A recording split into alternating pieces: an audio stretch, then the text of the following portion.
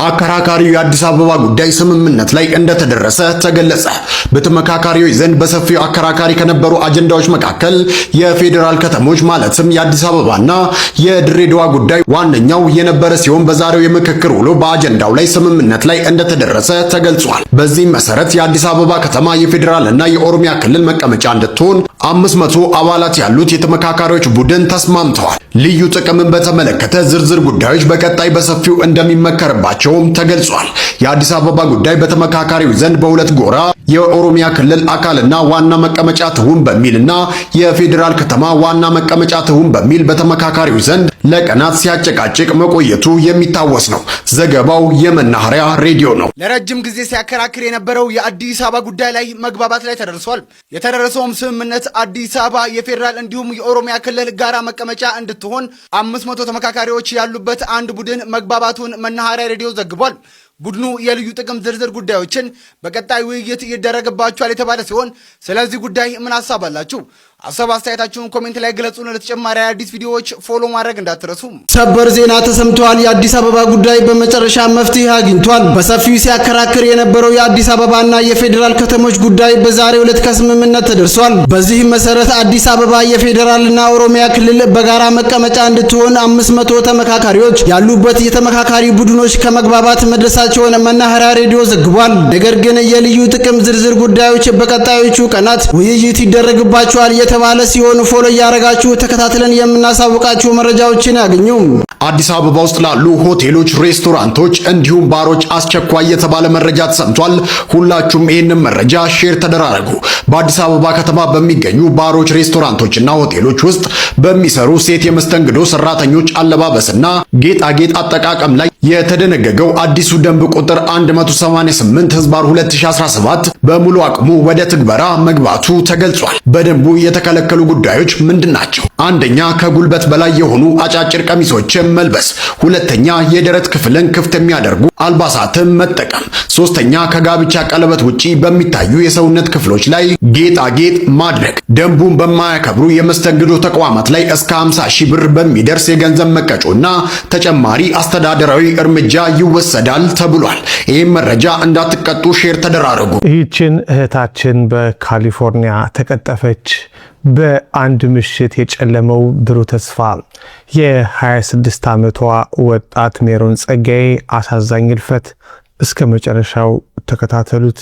እንዲማለለካ የትምህርት መድረክን በስኬት ተሻግራ የነገዋን ብሩህ የሕክምና ዓለም በአይነ ህሊናዋ ስትስል የነበረችው ወጣት ህልሟ በአንድ የጨለማ ምሽት የጥይት ድምፅ በአሳዛኝ ሁኔታ ተቃጭቷል።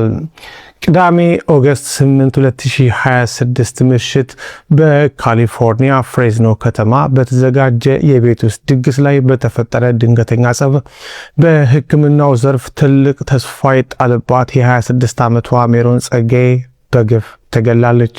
በፍሪዝኖ ፖሊስ መርማሪዎች ማረጋገጫ መሰረት አሳዛኙ ክስተት የተፈጠረው ሜሮን ከተጠርጣሪዋ የ24 ዓመቷ ኔማዲያ ኒክሰን ጋር ኃይለኛ የቃላት ልውውጥ ውስጥ ከገቡ በኋላ ነው። ጭቅጭቁ ወዲያውኑ ወደ አሰቃቂ ጥይት ድምፅ ተቀየረ።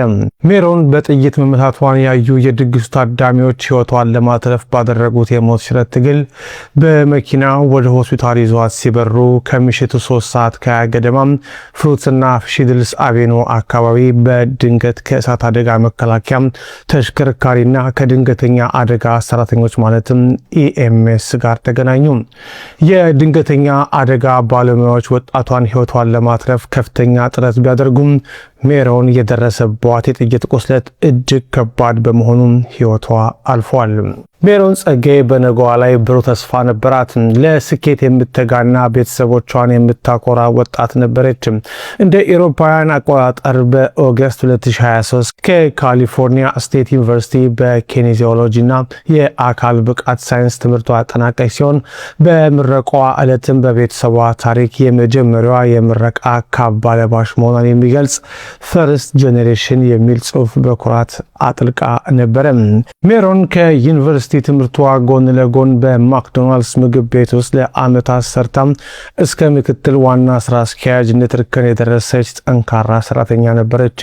ህይወቷ ባለፈበት ወቅት ደግሞ በፍሬዝኖ የልብ ቀዶ ጥገና ሕክምና ሆስፒታል ውስጥ የአካል ብቃት ሕክምና ወይም ፊዚካል ቴራፒ ረዳት በመሆን ሙያዊ ህልሟን እያሳደገች ትገኝ ነበረ። የሜሮንን ድንገተኛ ሞት ወዳጅ ዘመዶቿን በከባድ ሀዘን ውስጥ ጥሏል።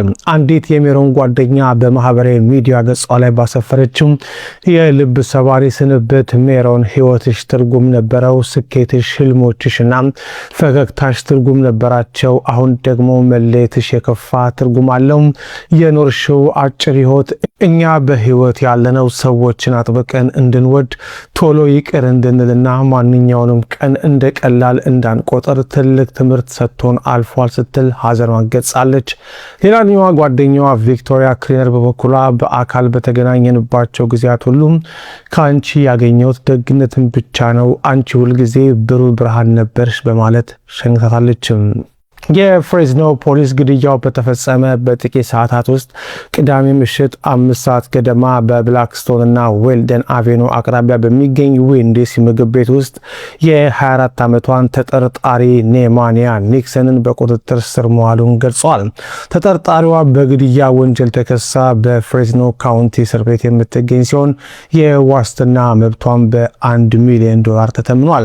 የፍሬዝኖ ፖሊስ ግድያውን በተመለከተ ተጨማሪ መረጃ ያለው ማንኛውም ሰው የነፍስ ግድያ መርማሪ ለሆኑት ባራንጋም አሊያን አርጋላይኮስ መረጃ በመስጠት የፍትህ ሂደቱን እንዲያግዝ ጥሪ አስተላልፏል።